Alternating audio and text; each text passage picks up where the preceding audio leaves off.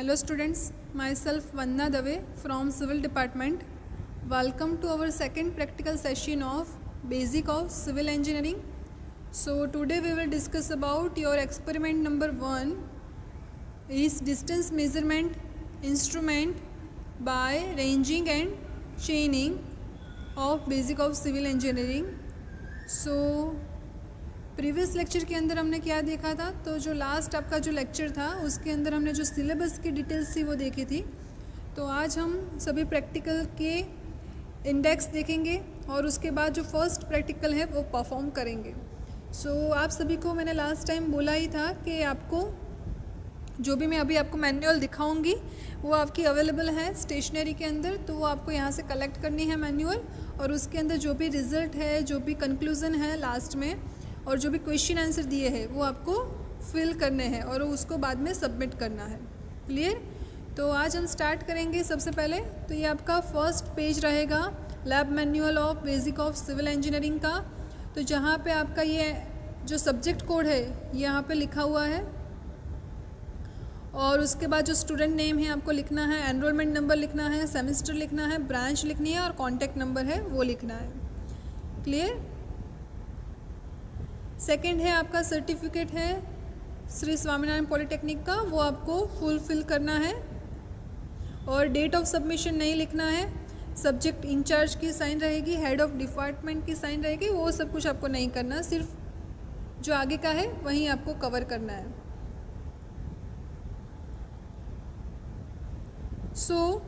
अभी हम देखेंगे table of content.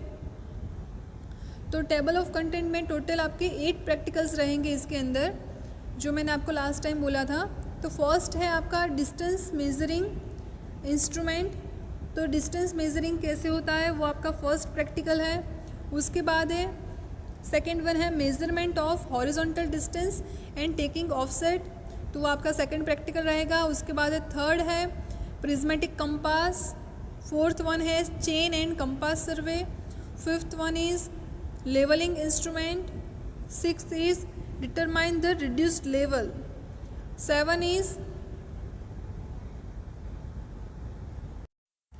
intercepted the civil engineering drawing, and last one 8th number is layout of industrial building। तो यहाँ पे जो आपकी डेट और साइन है वो आप जब सबमिट करेंगे, जिस टाइम पे आपको वो लिखेंगे, यानी कि अगर आपका फर्स्ट प्रैक्टिकल अभी चल रहा है तो फर्स्ट प्रैक्टिकल में जो भी आपको लिखना है क्वेश्चन आंसर, कंक्लूजन, रिजल्ट, वो आप लिखेंगे। उसके बाद यहाँ पे डेट लिखनी है, और लास्ट में जो date of submission and signature of faculty है उसमें कुछ नहीं करना है। अभी आपका एक्सपेरिमेंट नंबर 1 हम स्टार्ट करेंगे। तो एक्सपेरिमेंट नंबर 1 कौन सा है? तो डिस्टेंस मेजरिंग इंस्ट्रूमेंट आपका है एक्सपेरिमेंट नंबर 1। तो फर्स्ट ऑफ ऑल देखेंगे इसका एम क्या है। यहाँ पे जो डेट मेंशन की है वहाँ पे आपको आज की डेट जो है वो लिखनी है डेट में। क्लियर? उसके बाद फर्स्ट ऑफ ऑल हम देखेंगे एम। तो एम क्या है? Measurement of distance by ranging and चेनिंग। तो आपको पता ही होगा कि अगर हमें कोई भी डिस्टेंस मेज़र करना है तो हम टैप्स से मेज़रमेंट लेते हैं। आपने देखा ही होगा कि वो स्टील का जो टैप आता है, मैं आपको लास्ट में फ़ोटोग्राफ्स दिखाऊंगी। तो जो टैप आता है उससे हम जनरली जो भी मेज़रमेंट लेना है वो हम लेते हैं। लेकिन अगर आपका जो एरिया है वो बहुत लार्ज है तो आप चेनिंग कर सकते हैं या फिर टेपिंग भी कर सकते हैं। लेकिन टेपिंग अगर नहीं हो रहा तो आप चेनिंग कर सकते हैं। तो अगर आपको कहीं पे सर्वे करना है और जो एरिया है वो बहुत लार्ज है तो आप चेनिंग से कर सकते हैं। और रेंजिंग कब करना है? तो रेंजिंग तो अगर चेनिंग से भी आपका पूरा कवर नहीं हो रहा है एरिया, तभी आप रेंजिंग कर सकते हैं। रेंजिंग से आप ज़्यादा से ज़्यादा जो एरिया है वो कवर कर सकते हैं, तो उसके लिए रेंजिंग यूज़ होता है। तो सेकंड देखेंगे हम इक्विपमेंट। तो इक्विपमेंट में क्या रहेगा? तो इक्विपमेंट में आपका सबसे पहले आएगा चेन, उसके बाद है एरोज़, उसके बाद है टैप, उसके बाद है रेंजिंग रोड, उसके बाद है ऑफसेट रोड, उसके बाद है क्रॉस स्टाफ, और अगर इसको बोले तो उसको बोलते हैं ऑप्टिकल स्क्वायर। उसके बाद है प्लम बॉम, उसके बाद है वुडन मैलेट, और लास्ट में है पैग्स। तो ये सभी इंस्ट्रूमेंट जो मैंने बताया वो आपने देखे नहीं होंगे, तो मैं इसकी फिगर आपको दिखाऊंगी। फर्स्ट ऑफ ऑल यहाँ पे आपको दिया हुआ है, ये चेनिंग किया है, detail of metric chain. Chain के भी बहुत सारे टाइप्स है कि कौन सी चेन आप यूज़ करते हैं, टैप के भी बहुत सारे टाइप्स है, लेकिन उतना डिटेल में आपको जाने की ज़रूरत नहीं है। जो आपका इक्विपमेंट जो यूज़ हो रहा है वो आपको पता होना चाहिए कि कौन सा इक्विपमेंट क्या है, तो वो मैं इक्विपमेंट आपको दिखाऊंगी और उसके बाद जो थियरी है वो हम स्टार्ट करेंगे। तो ये आप देख सकते हैं, तो मैं टर्न बाय टर्न सभी जो आपके इक्विपमेंट्स है वो आपको दिखाऊंगी। तो ये जो है इक्विपमेंट वो है चेन। तो हमने जो चेनिंग, जो आपका मेन एम है कि आपका जो मेज़रमेंट डिस्टेंस करना है तो वो आपका चेनिंग से हो सकता है। तो ये आपका चेन है। चेन ऐसे नहीं है कि कोई पर्टिकुलर कोई लेंथ में ही मिलती है, वो आपका 5 मीटर की भी हो सकती है, 10 मीटर की भी हो सकती है, या फिर 20 मीटर या फिर 30 मीटर की भी हो सकती है, अवेलेबल होती है मार्केट के अंदर। जो ये आप देख सकते हैं यहाँ पे,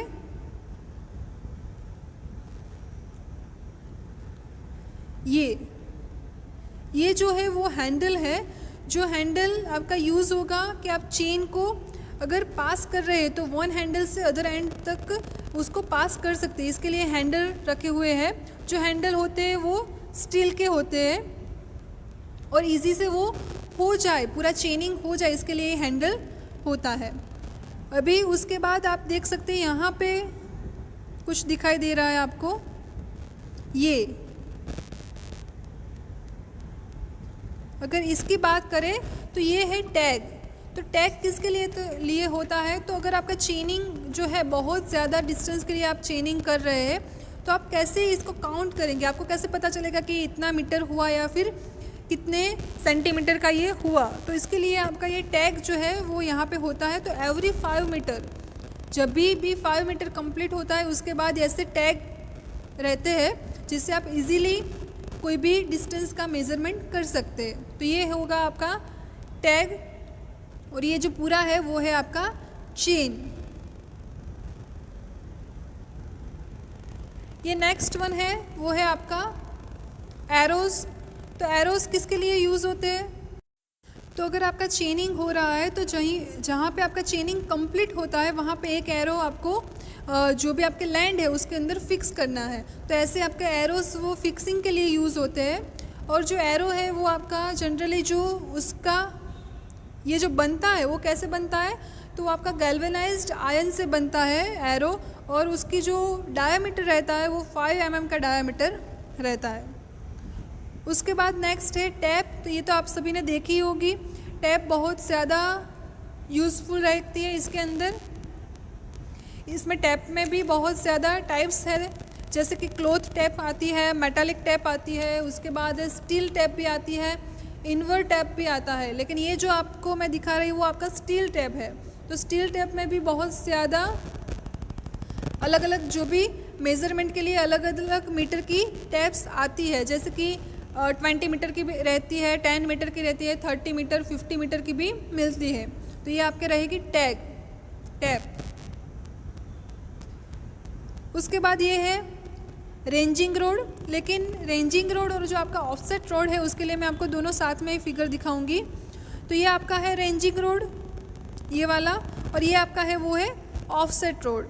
तो रेंजिंग रोड मैंने आपको बताया कि रेंजिंग किसके लिए करते हैं, तो रेंजिंग अगर आपका जो स्टेशन है वो बहुत ज़्यादा डिस्टेंस पे है तो उसके लिए आपको रेंजिंग रोड का यूज़ होता है। ऑफसेट रोड भी इसके लिए ही है, लेकिन यहाँ पे ऐसे फ्लैग रहता है, यहाँ पे ऐसा फ्लैग नहीं रहता। और जो डायमेंशंस है वो सिमिलर ही रहते हैं। ये 300 mm अराउंड रहता है। जो नीचे है ये आयरन शो रहता है, यहाँ पे मेटल शो है, तो वो आयरन का भी हो सकता है। क्लियर। तो इसके लिए रेंजिंग रोड और ऑफसेट रोड यूज़ होते हैं। उसके बाद ये है क्रॉस स्टाफ।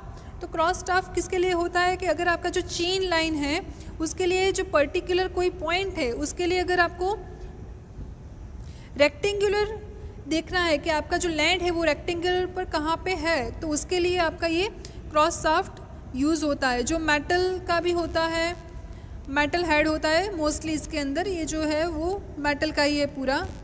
तो इसके लिए आपका जो रेक्टेंगुलर एंगल के लिए जो यूज़ होता है वो आपका होता है क्रॉस शाफ्ट।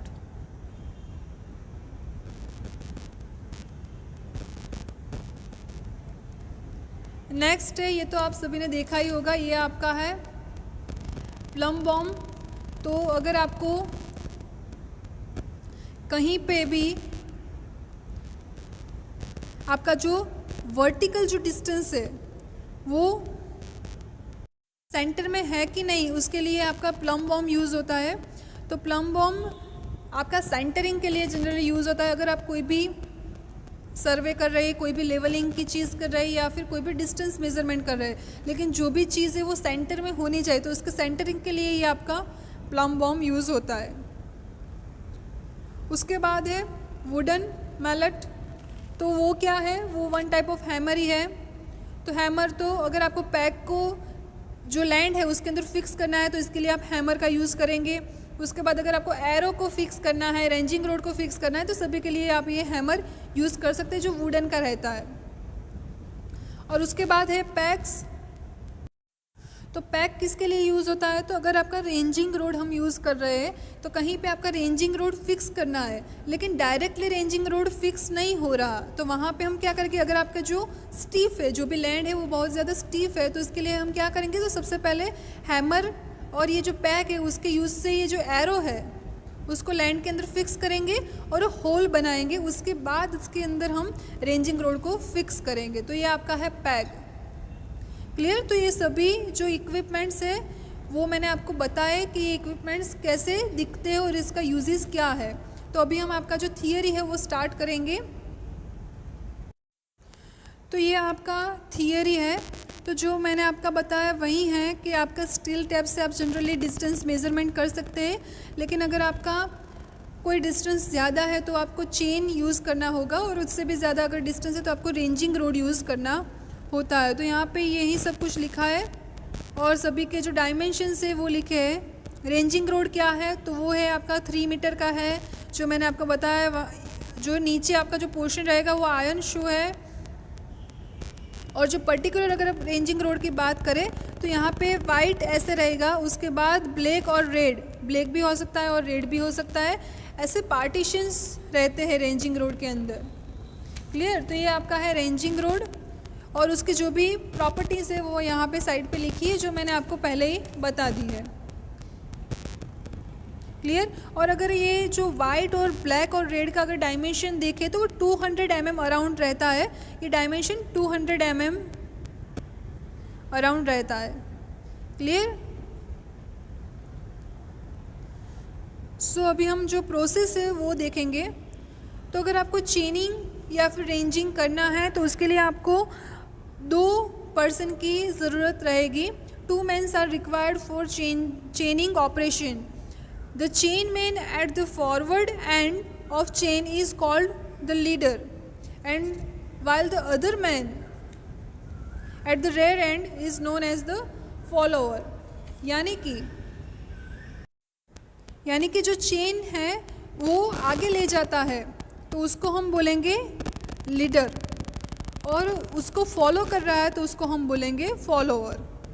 क्लियर। तो लीडर और फॉलोवर क्या करेंगे, तो उसकी ड्यूटीज़ यहाँ पे लिखी हुई है। तो लीडर जो रहता है, जो चेन को आगे ले जाता है, तो वो फर्स्ट ऑफ ऑल क्या करेगा, to put the chain forward, तो वो चेन को ले जाएगा। उसके बाद क्या करेगा, तो fix arrows at the end of the chain, तो ये जहाँ पे भी चेन का एंड आ रहा है वहाँ पे हम एरोज लगाएंगे। उसके बाद to follow the instruction of the followers, यानी कि जो फॉलोअर्स की जो इंस्ट्रक्शन रहेगी, यानी कि वो जो भी कहेगा वो अच्छी तरह से जो भी इंस्ट्रक्शंस रहेगी वो अच्छी तरह से सुनेगा और उसको फॉलो करेगा। और उसके बाद है फॉलोअर। तो फॉलोअर में क्या रहेगा, तो वो फर्स्ट ऑफ ऑल करेगा to direct the leader to the line with the ranging rod, यानी कि जो भी लीडर की जो डायरेक्शन है रेंजिंग रोड की साइड से उसको लाइन करेगा। उसके बाद क्या करेगा, to carry the rear end of the chain, यानी कि जो भी चेन के एंड है वहाँ तक उसको रखेगा। और उसके बाद क्या करेगा, to pick up the arrows inserted by the leader, यानी कि जो लीडर ने जो भी एरोज डाले हैं उसको वो पिकअप कर देगा, यानी कि वो ले लेगा। तो उसके बाद चेनिंग और रेंजिंग की जो प्रोसेस है वो दिखाई है। तो इसके लिए भी मैं आपको एक फ़ोटोग्राफ दिखाऊंगी। तो यहाँ पे आप ये फिगर देख सकते हैं। तो फिगर जो आपका चेनिंग और रेंजिंग का जो प्रोसेस है वो मैं आपको यहीं से दिखाऊंगी कि इसमें क्या करना है। तो सबसे पहले अगर बताऊं तो मैंने बताया कि फॉलोअर और लीडर 2 पर्सन रहते हैं, इसके लिए 2 पर्सन की रिक्वायरमेंट रहती है। और फर्स्ट ऑफ ऑल क्या करेंगे कि जो भी चेनिंग जो है चेन, तो वो यहाँ पे अगर फॉलोअर है, ये अगर फॉलोअर है तो वो क्या करता है, जो भी चेन का जो फर्स्ट हैंडल है वो उसके पास रहता है और जो अदर हैंडल है वो लीडर लेके आगे जाता है। आगे की साइड जहाँ पे भी आपका सर्वे लाइन है, जहाँ पे भी डायरेक्शन ऑफ सर्वे है वहाँ पे वो जाता है। कौन जाता है? तो वो लीडर जाता है। क्लियर? और उसके बाद क्या होगा, तो उसके बाद फॉलोअर यहाँ पे रहेगा, लीडर अदर साइड पे रहेगा।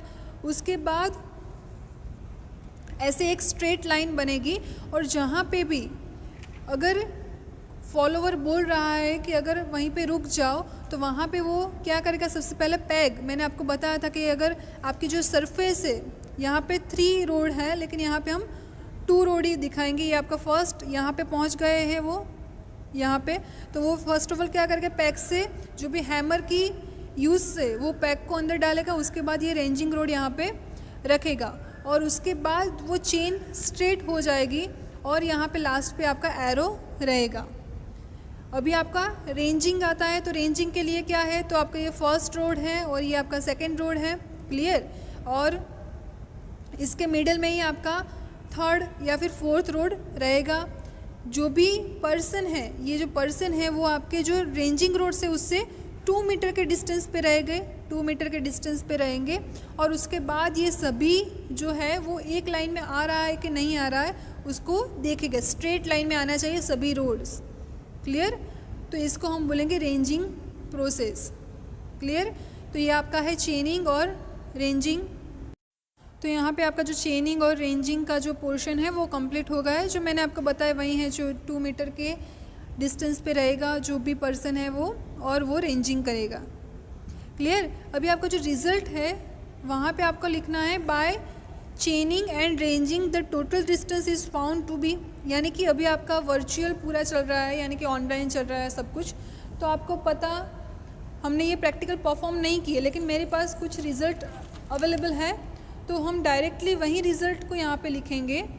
जो भी मैं आपको जो रिज़ल्ट्स लिखे हैं वो वाले जो मैनुअल है उसको भी स्कैन करके आपके जो क्लासरूम है उसके अंदर, जो लेक्चर के अंदर ही मैं उसको अटैच कर दूंगी। तो वो आपको क्या करना है, उसमें से जो भी रिज़ल्ट्स है वो आपको लिखने हैं आपके मैनुअल के अंदर। बाकी रिज़ल्ट के बाद आपका क्वेश्चन आंसर आएगा।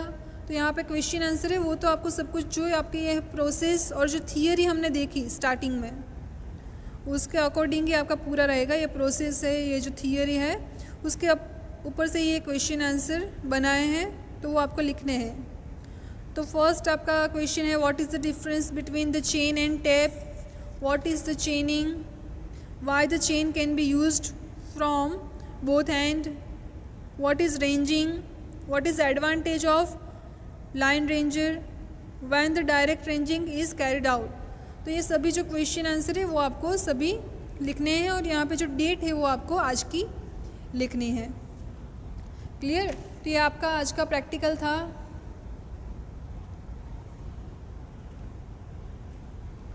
जो थे मेजरमेंट डिस्टेंस बाय रेंजिंग और चेनिंग। क्लियर? तो अभी आपका नेक्स्ट लेक्चर के अंदर हम जो आपका नेक्स्ट जो भी प्रैक्टिकल है वो देखेंगे। सो आपको इस सभी को जो भी मैनुअल का फर्स्ट प्रैक्टिकल है उसमें जो भी डिटेल्स लिखनी है, क्वेश्चन आंसर और जो भी रिज़ल्ट लिखना है वो लिख देना है और उसके बाद इसकी जो PDF है वो आपको सबमिट करवानी है। Clear? So to be continue the next lecture. Thank you for the watching everyone.